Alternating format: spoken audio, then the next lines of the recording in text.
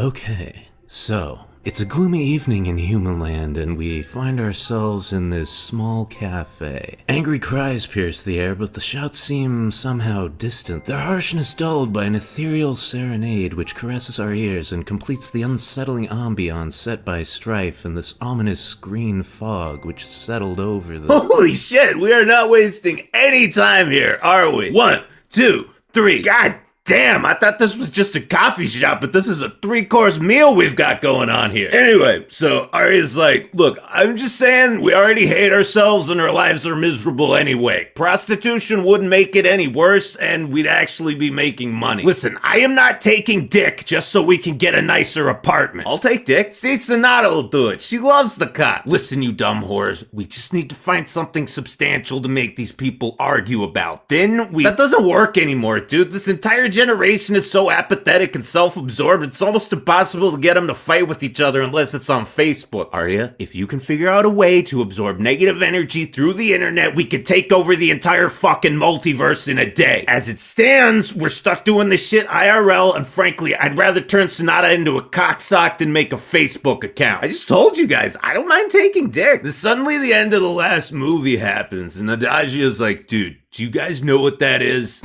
That's equestrian waifu magic, straight from the promised land of pony pussy. And Arya's all, bruh, are you thinking what I'm thinking? Yeah, if there's one thing in the multiverse that can make these motherfuckers argue enough to get us powerful again, it's waifus. So, does this mean I'm not taking any dick? Sonata, why do you always have to undercut my dramatic tension? Look, I'm not trying to be a jerk, okay? I'm just saying if it will make everyone's life easier. None of us are taking any dick, Sonata. You ever think that might be the problem here?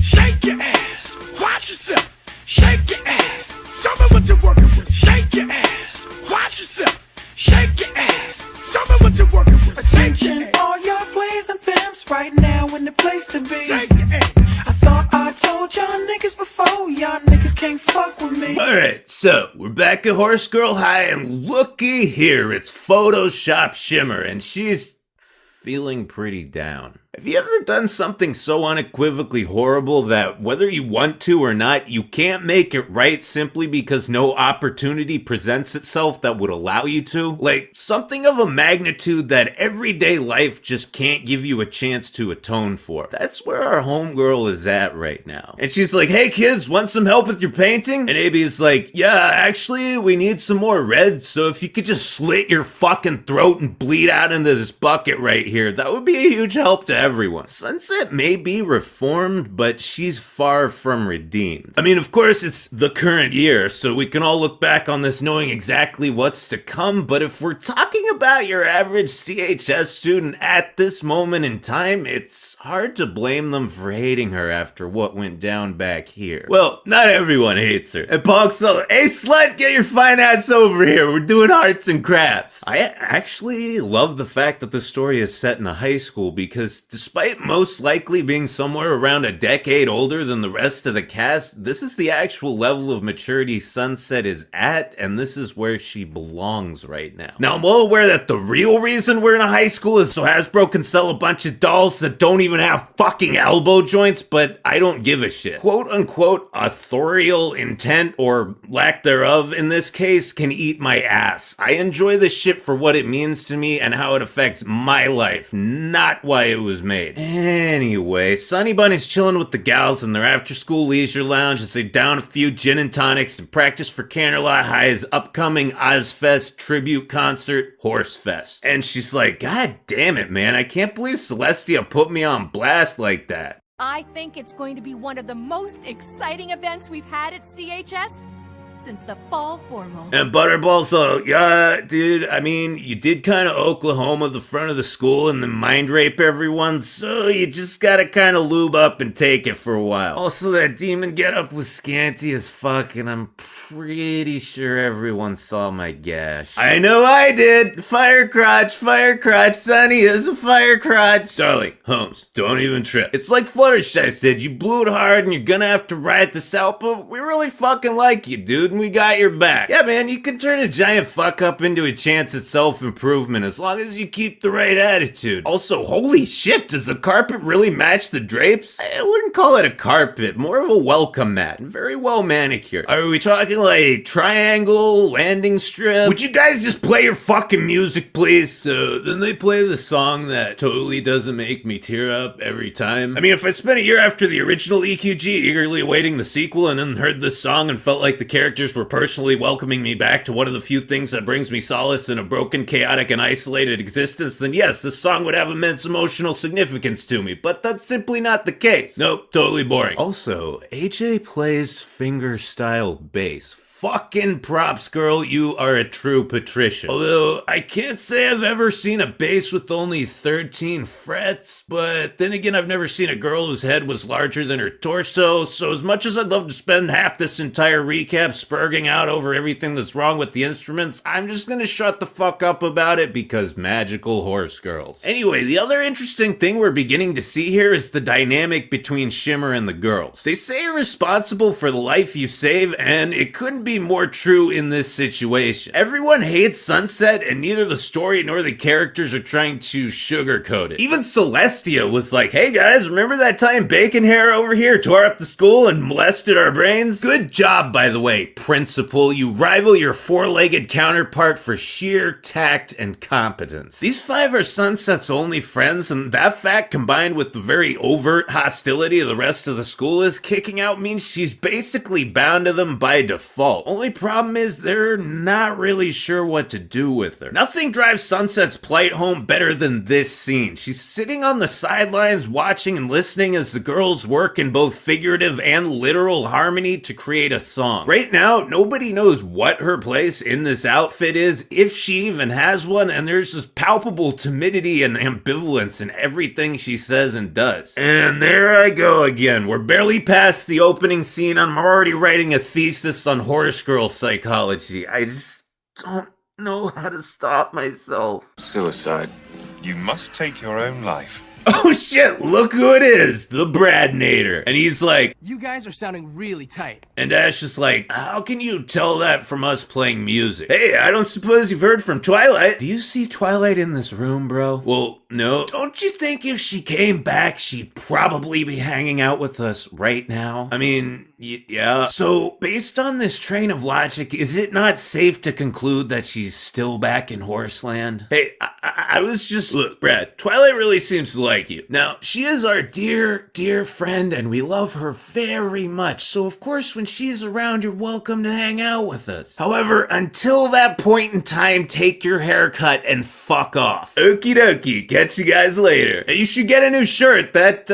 That one's got, it's got a tear in it. Not sure what you're going for with that. Rarity Assault. Oh my god, what a cuck. Shimmy, dude, how could you ever date that guy? And Sunny's like, The old me really was just awful, wasn't she? look man, the whole succubus demon thing we can get over, but this we're probably gonna give you shit about for a while. So it's a little later and Sunny's walking through the halls looking for someone to bum a stove off of, and who should we run into at this very moment but holy shit. Okay, see, this is the first time we see the sirens in their normal clothes, and alright, Sonata, you're good. Excellent color coordination, relatively modest, but not without a little flair. I love the collar, it gives the top some pop. The bracelets add a little edge, but remain squarely within the boundaries of good taste. 10 out of 10, absolutely stellar, you're a hero of fashion. Okay, now, Arya, I'm not trying to be a dick, but that shade of green should really just stay more on the accent side of things. I would have gone for something darker, maybe a jacket that matched the color of your wristbands with the collar that matched the color of your pants, because that green is just a little too much and it doesn't go well with this like yellowish off-white shirt you got here. I don't know, I feel like your entire top deal is just way too bright and lacks contrast. Also the ripped sleeves, that's a little too hot topic, bro, I'm just saying. Still, I'm not gonna nitpick, you do you, just a friendly little additional perspective for you. I still give it 7.5 out of 10.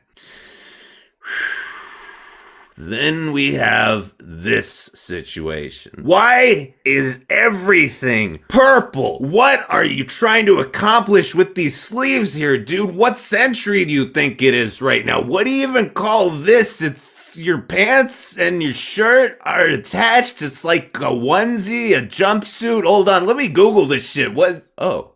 A siren suit. Okay, granted, that is clever. I will give you that, but considering the result, I don't know if selecting your outfit based on a pun is necessarily advisable. Why is this so poofy? You're poofy enough up here. This is enough poof for your entire crew right here. Sweet, merciful Jesus Christ. What on earth are these things? Look, yeah, I get it. You've all got your little symbol cutie mark thingies. Sonata's got a patch on her shirt. Arya's got her belt buckle and hair thingies, but those are like, you know, things that make sense that like people will wear. People have belt buckles and designs on their shirts, but who wears pins on their legs? Okay.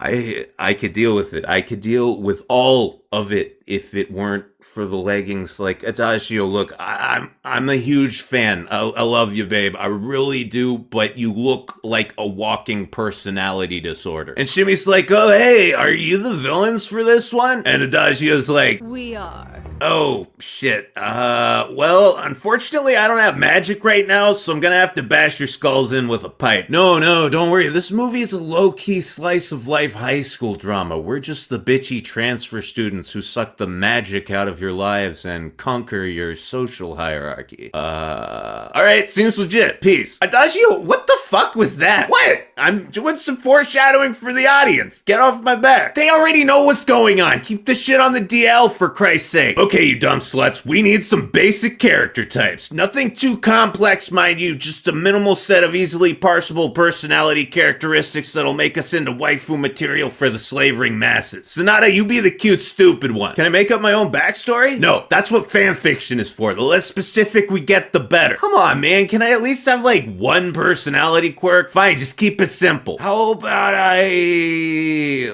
like tacos? I don't know, sounds kind of dumb. I don't think it'll catch on, but whatever. Now, Arya, you're gonna be the bitchy tsundere one. Fine, but it's not like I want to or anything. Perfect. Anyway, I, of course, will be the sexy, seductive one. Don't we all kind of want to be that, though? I mean, we're trying to be good waifus here, right? Maybe you should go for something with a little more nuance to it, you know? Oh, here we fucking go. Every goddamn time. I'm not saying it's a bad idea. I just mean maybe we should sit down and finesse this a little bit more, like write up some character sheets or whatever. Sonata, nobody fucking cares. We're not trying to win a goddamn Oscar here. I just think you guys are underestimating people. Like, doesn't a more developed and emotionally involving character make a better waifu by default? Why go to all that trouble when you can just give these idiots a template and let them fill in the blanks with their own retarded headcanons? You get broader appeal, and the best fucking part is most of them are so autistic they can't even separate the source material from the shit they made up, so they'll all start bickering amongst themselves about whose personal interpretation is the right one. You know what? I can't really argue with that. See, I know what I'm doing. Christ, it's like defending a goddamn dissertation. Yo, can we please get on with this shit? I just want to go home and masturbate, okay? It's all I have left. Anyway, then we get this scene, and Jesus Christ, all this gyrating and hip swiveling and the faces they're making. Look, I get this is a slight upgrade from our normal little girls show, because it's supposed to be a tween-age girls show, and maybe I'm just out of touch with modern children's television, but this is like overtly sexual. I don't even need porn of these characters. I can just jack off to this. Just to be clear though, please do continue making porn of them, especially Arya getting fucked in the ass. Also, Adagio, I owe you an apology. Your clothes look goofy as fuck when you were walking around and talking, but when you're singing and throwing your hips at me like a wrecking ball, it just works. It draws attention to all the right places. I concede this one entirely. You've earned my respect and several of my old socks. So the entire school starts arguing about which of these three is the best waifu and who they belong to, because that is proper protocol when you meet someone who has the same waifu as you. You know, don't congratulate one another on your good taste and have an interesting discussion about this character you love so much. Start screeching at each other about who she would like better. I know that sounded like sarcastic commentary or something, but I'm being serious. This is what I do. Out of curiosity, curiosity, I ran a poll a couple weeks ago to see which siren people like the best, and the results were exactly as expected. Anyway, the sirens use their student bodies to hypnotize Horse Girl High's unfortunate populace into making their concert a musical waifu faggotry competition. And Sunny Bun is like, okay, it's definitely time to go get an adult. And Human Celestia's like, sorry dude, but schools can't actually discipline students anymore. Every time we try now, some whack job parent blows us out on Facebook, so we just gave up. Joke's on them in the long run, but my hands are tied. And then Human Luna's like, Perhaps Sunset Shimmer is just eager to make someone else out to be a bad element, so that her actions at the fall formal will become old news. okay, I have had enough. Look, Principal says Celestia may not be the brightest of the bunch, but high school principal is a pretty shit job, so at the end of the day, they're probably lucky to have her when she's not being brain buggered by booty calling the sugar lumps over here. But this cunt, I don't care if she's under the swivel hip mind meld. Even without it, she's a fucking moron, and right now she's being an outright shitty person. Celestia was just like, sorry, I can't help you, but this belt around her shirt wearing bitch is straight up talking shit about poor Sunny Buns here. This woman should not be an educator or probably even allowed near children. I bet she goes walking around during break and lunch just looking for an excuse to put someone in detention. I bet she accuses this guy of being high all the time for no fucking reason and calls his parents in and tells them she thinks he's selling pot to the other students. Never mind, he actually wasn't high that day. He was just tired because he was up late doing his fucking homework like he was fucking supposed to. And never mind all the other times he totally was high and she didn't even notice. And now it was her fault that his parents searched his room and his computer and got rid of all his porn and sent him to counseling. You fucking kids have it so goddamn easy now with your free streaming sites. Do you have any idea how hard it was to get obscure fetish porn back then? Especially if you were underage. Fuck you, Human Luna. I hope you enjoy slash tires and laxatives in your coffee. Fucking